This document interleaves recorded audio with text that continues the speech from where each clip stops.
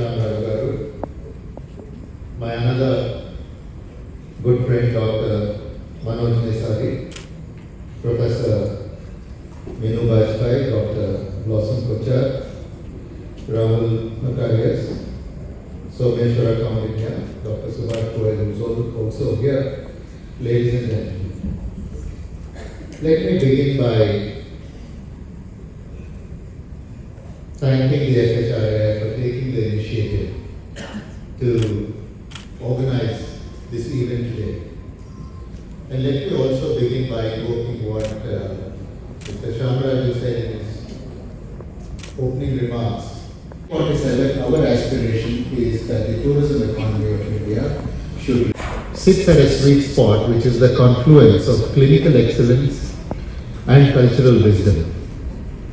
And today, the best doctors that we have in India are also complemented by the state-of-the-art hospitals which are available in several parts of the country today. But I think India's unique selling proposition is not just a combination of great doctors and great hospitals. I think the USP that India brings to the table is that we are custodians of ancient healing systems like Ayurveda, Yoga, Siddha, etc. And we treat not just the body, but also the mind and the spirit. And therefore, I think the way that we need to look is that India should not just be a place to be treated, but India should become a place where you come to heal. Our colleague, Mr. Kaundinya, when he spoke about the numbers were compelling. And I think just to pick a couple of numbers from the top of the mind, medical tourism in India is valued at $7.6 billion US. Similarly, the wellness tourism is valued at 19.4 billion, and we know that there is rapidly rising demand the world over for wellness tourism to come. And there is no other country which is better positioned than India is to capitalize into this opportunity that the world offers us today. So sitting where we are, for us, growth is a given. There is no doubt that 5 years later when we meet, we will be in a very different space than where we are today. We would have developed behemoths, the industry would have taken off, and I am sure that we would have covered a lot of ground. But I think the challenge really for us is not just to grow our market size. And I think the challenge for us is to see as to how we can increase the impact that the growth of this sector can bring to the country in terms of increased contribution to the GDP, in terms of the jobs that it can create, qualitative jobs that it can create, both in the healthcare and in the wellness segment by having trained manpower, in terms of the foreign exchange earnings that it can bring to the country. But I think most importantly, in being able to create that trust where India is a destination where you are able to travel to without second thought for a medical condition or for wellness. And I think that trust will be the cornerstone of the soft power that India will project into the world in the years to come. So I think few things that we probably need to look at is I think India needs to invest in quality. Today, we have exceptional hospitals in tier 1 cities in the country, which match the best anywhere around the world. I think we need to take this excellence to tier 2 cities and major growth clusters in the next 5 to 10 years. The other is I think we need to address the gaps in standardization and skills, because when a tourist comes, and as our colleagues had mentioned before, both Professor Bajpai and Kaundinya had spoken about this before, about the seamlessness of the experience. If somebody comes into India, from the time he disembarks from the aircraft to the time he gets back into the aircraft to go to his country, the experience must be seamless, it must be predictable, and it must be done in a way that inspires confidence. And I think all of us as service providers, whether you're a door operator, whether you're a hospital, whether you're a transporter, I think we need to create that framework in which the tourist feels safe, secure, and he expects the kind of service which is exceptional. The other thing we need to do is to market here in India. I think most of it will have to be done on a digital first platform. One of the important things that we have also realized when we were working on with the Medical and Wellness Tourism Boards a few years ago when I was Joint Secretary was that the referrals come from the hospitals who are, or the doctors who are treating the patients in those countries. We may have the best quality of medical care in India, but unless you are able to reach out to those doctors who are able to refer your hospital and your doctor to the patients and say that India is the place you need to go to which will fix you properly and at a fraction of the cost that the rest of the world will charge you, I think that connect is something that we need to establish. We need to also work on getting patient testimonials. Many hospitals are doing wonderful work. I think we need to create some advocacy position using the patients who have come, who testify to the quality of the experience that they have had. We need to run campaigns, and I think we need to use our embassies to front face with the market for Heal in India. And I think what the union budget has really done in this year by mentioning Heal in India as one of the primary focus areas for us is that it has brought this razor-sharp focus on healthcare and wellness and as to how we can connect all the dots and take this forward. So I think the onus of really taking it forward from here rests upon all of us who are in this room today. The Ministry of Tourism is already actively working with the Ministry of Ayush, and Dr. Manoj Nesari especially leads that on how to integrate India's wellness heritage into the broader tourism offering. There are states like Kerala, which has been mentioned before by Someshwara, which have used Ayurveda as a key pivot for strengthening their tourism products. Today, the average duration of stay for an international tourist in Kerala is 19 days.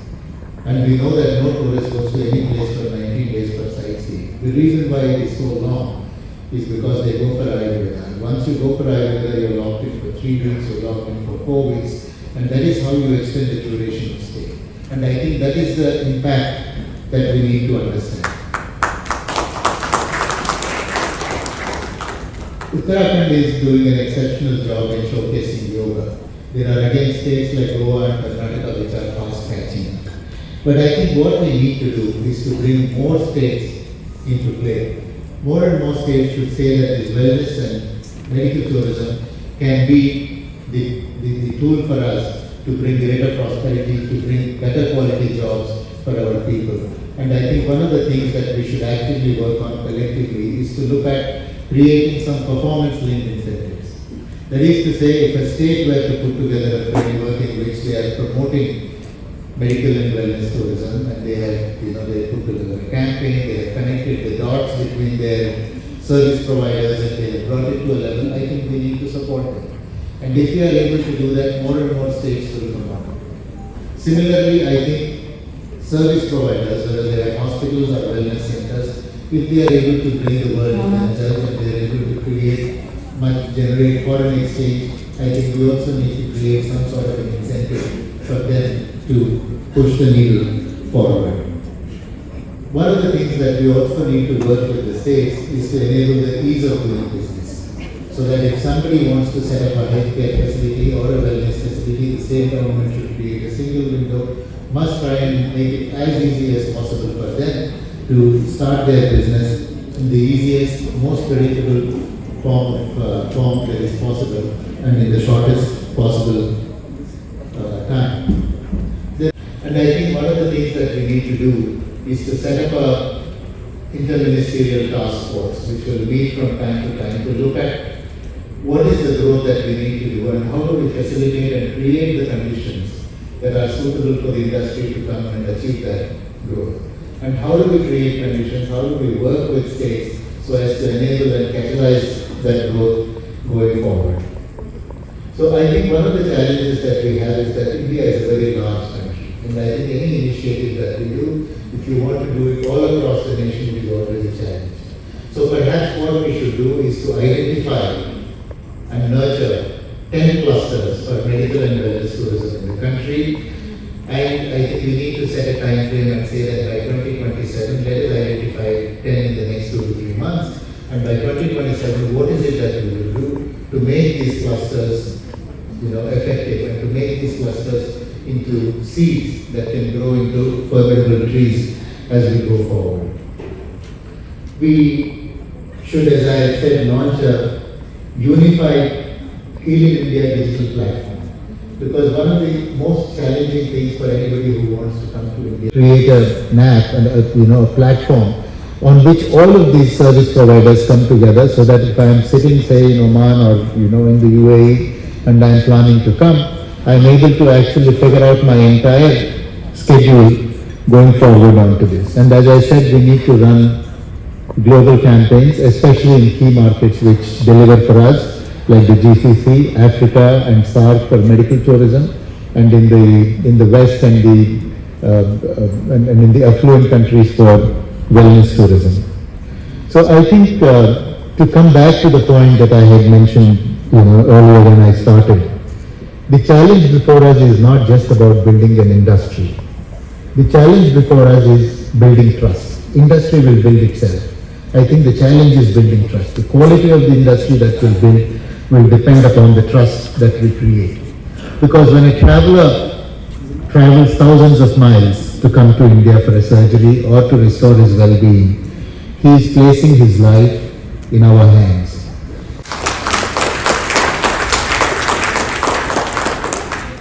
So ladies and gentlemen, I think what we need to do is really to work together to make Heal in India not just a campaign, but we need to make it a global movement, where India heals the world, not just with its science, but also with its soul.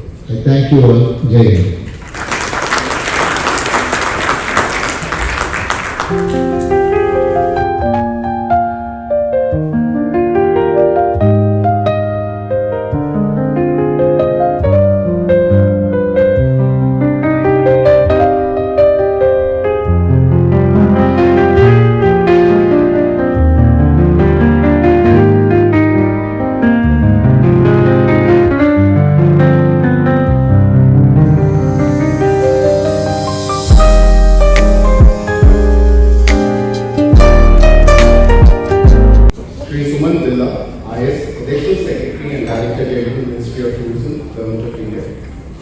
Mr. Manoj Ansari, CMO, CGHS, Ministry of Health, Family Welfare, Government of India. Professor Meenu Vajpayee, Executive Director, National Board of Examinations in Medical Sciences, and Principal Director, Yashoda University, and former Dean Deans, New Delhi. Dr. Blossom Kochhar, Chairperson, Blossom Kochhar Group of Companies.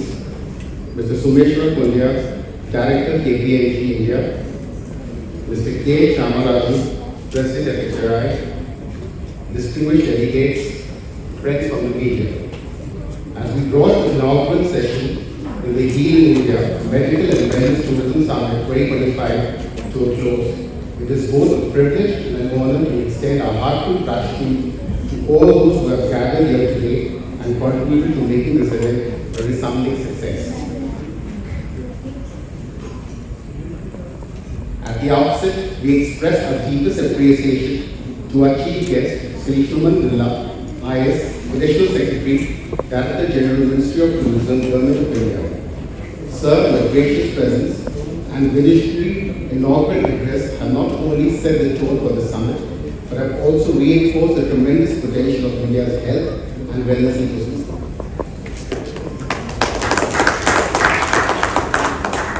Your insights have deeply resonated with our shared vision and have given this platform renewed purpose and direction. We also convey a sincere gratitude to Dr. Manoj Ansari, CMO, CGHS Ministry of Health and Family Welfare, Government of India, whose gracious presence has added immense value to this gathering. His tireless advocacy for Ayurveda and traditional systems of medicine continues to illuminate the path towards holistic healthcare solutions. We are truly grateful for his continued encouragement and leadership in this space.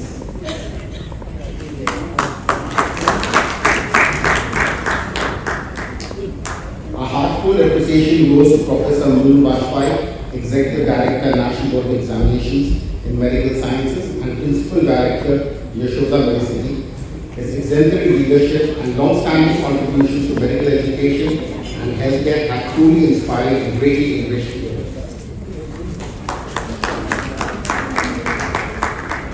We are deeply grateful to Dr. Blossom Kocher, Chairperson, Blossom Kocher Group of Companies, for enriching the summit with her extensive experience and pioneering leadership in the wellness and beauty industry. We extend our sincere thanks to Sumeshwar Kondratya, Director KPMG India, for his valuable insights and support.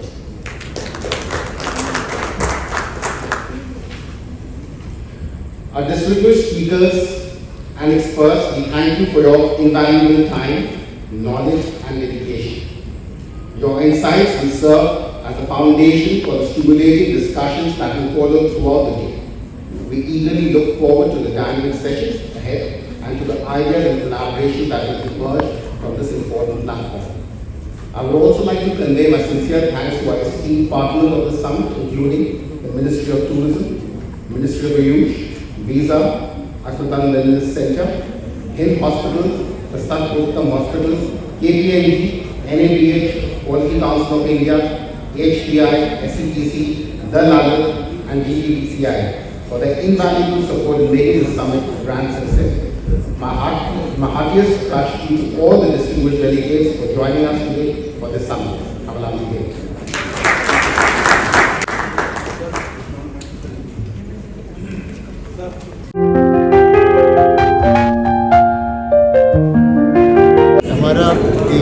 The biggest opportunity that India has is in medical and wellness. We have excellent hospitals, we have excellent wellness centers. The challenge is how to capitalize on that. And the Federation of Hotels and Restaurants Association of India has taken the initiative on creating this event today, जहाँ पर सारा stakeholders यहाँ पर आए and then we discuss as to how we can increase the footfall that is there in India and how to increase the contribution of the sector to the GDP. तो उसमें से श्याम राजू जी है, who is the president of the HRA, and how hotels and the ecosystem, the wellness as well as medical sector can work together. वो अक्सर करना चाहिए. अभी already काफ़ी लोग तो आ रहे हैं. हमको ये देखना है कि कैसे उनको एक्सपीरियंस और अच्छा कर सकते हैं. How can we increase the capacity, because Bharat का potential is huge.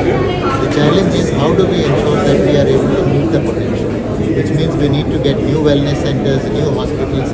We need to work on several areas like visa facilitation and integrating all the stakeholders together. We have to work together collectively. Bharat सरकार तो इस साल का budget में Heal in India has already been released. So Heal in India encompasses both medical tourism as well as wellness. तो इनके लिए Heal in India हमारा अभी नेशनल प्रायोरिटी बन गया है. उसको कैसे ले आना है वो करने के लिए ministry of tourism, ministry of Ayush, ministry of health and family welfare और बहुत सारे मिनिस्ट्रीज जो जुड़े हुए हैं जैसे सिटी सारा मिनिस्ट्री जो काम करेंगे इंडस्ट्री के साथ.